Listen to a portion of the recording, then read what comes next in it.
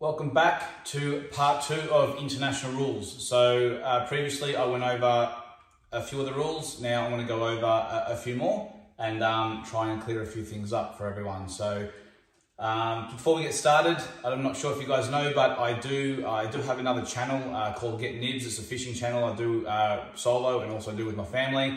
I'll leave a link in the description, and also I'll show you a quick preview now with it. It's pretty much just myself and my family going out, having some fun, catching some fish. If you're interested in fishing, jump onto that channel, and if you enjoy it, subscribe to it. I've been doing it now for about 6 months and absolutely love it. So, okay, so with this one, after the break, whatever ball you hit, as in you go for, reds or yellows, you must pot them to be on them. So you cannot play, in international rules, you cannot play a plant shot.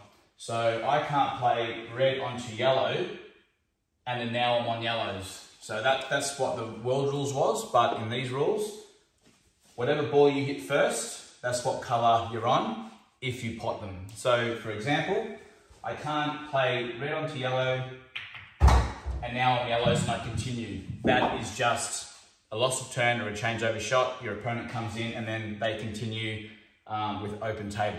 But if I were to play red onto yellow and pot the red as well, like that, then I continue, that's called a skill shot, and then I can continue on reds. So you must pot the ball that you're originally going for, otherwise it is a changeover shot. So in world rules, you can play red onto yellow, and then if the yellow falls, you're on yellows. But in these rules, it's a bit different. You can't do that. So hope that clears that up. The next one is push shots. In the new international rules, you're not allowed to play any push shots. So a push shot is obviously when you're really close to the white's really close to the object ball, and you push the cue through like that. In world rules, you can actually get away with it. If there's a slight gap there, you can actually push through and it's okay. But in these rules, in international rules, you cannot do that. Whenever it's close, like this, you have to hit away, like that, and also hit a cushion. You cannot, the moment you do a push shot like this, it's loss of frame. So you want to be very careful with that rule. Whenever the white ball is very close to the object ball, you must play away. So I'll show you a few examples of that now. So here, you can see if they're a little bit apart like that, you can actually play a bit of a shot like that, and it's okay, but you cannot push the white through like that. That's a foul. That's what's called a push shot. So whenever a ball is very close like this, even really close, you should literally just hit away like that. That's okay. But this isn't. So you can see how the white sort of gets pushed through the yellow there. So you just want to be very careful with these push shots. If you're not sure, just hit away. So again, if it's that far apart, you can jack up a little bit and do that, but you cannot push through. So again, if I'm this close, I'm actually gonna just play away. Okay? So in these rules, you can actually cause a stalemate.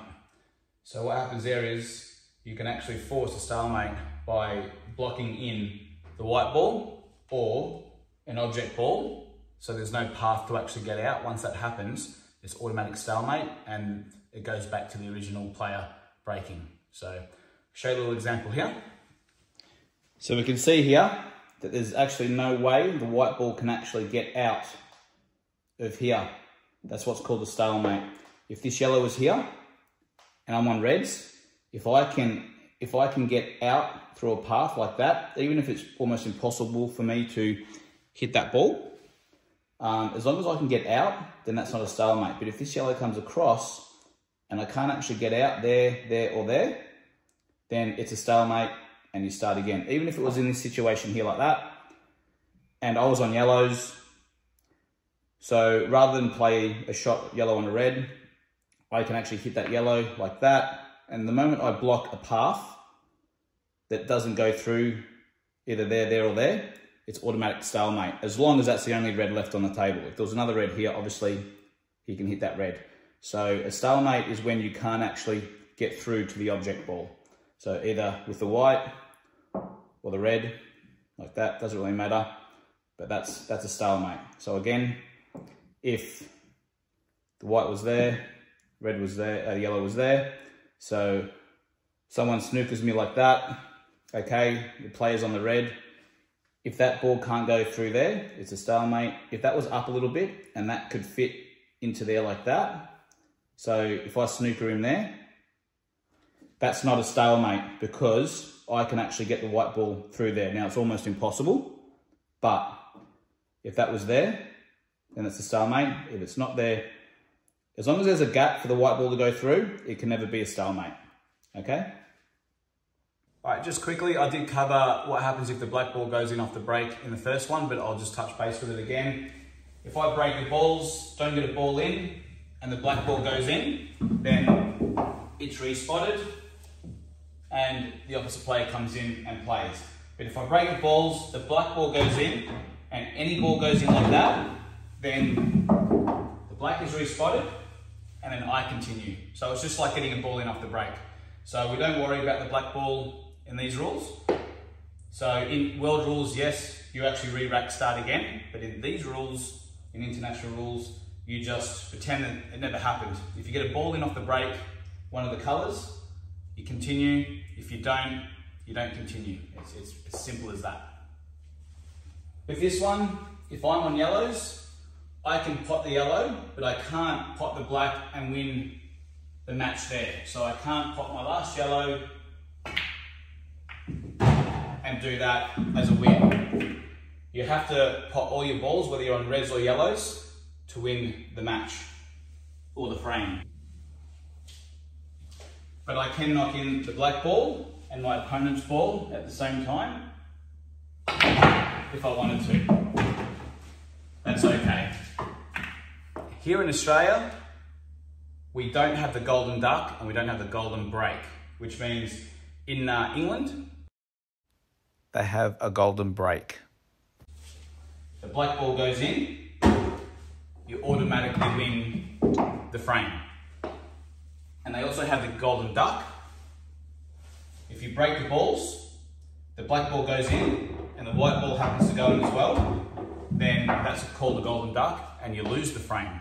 Here in Australia, we don't actually do that. So we have our rules and they have their rules, and other countries will have their own little rules put into the international rules. So we can add that in if we want, we can take it out if we want, but everyone plays under the same international rules, yet they might just tweak a little bit here or there to make it a bit more interesting, which it may be interesting, it may not be, but I'd hate to be getting a lot of golden ducks. So anyway, I'm going to finish off with the 6 red and show you how I go about that. So finishing up, this time I'm going to show you how I do a 6 red. So basically, if ever a match is undecided by time, then they play a 6 red shootout. So all you have to do is break the reds, pot out as quick as possible. If you foul by going in off or not touching the cushion, it's a 5-second penalty. Other than that, you just break the balls, you pot out as quick as you can. So here it is.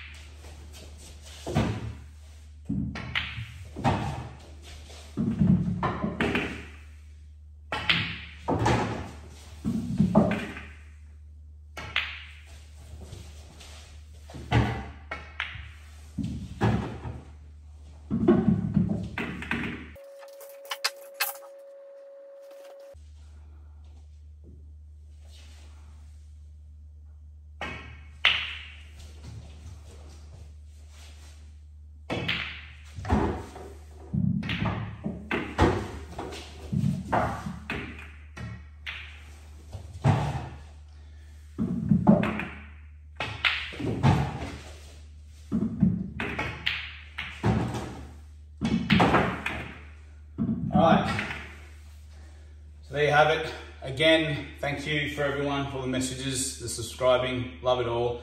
All the feedback I've been getting too. Doing my best to help everyone out there. I know it was a bit hard back in the day when I started to get a lot of help, so hope all this helps you guys out. Again, if you got any questions, send them through. I'll answer them as much as possible. Yeah, I'll see you guys on the next one. Thank you very much.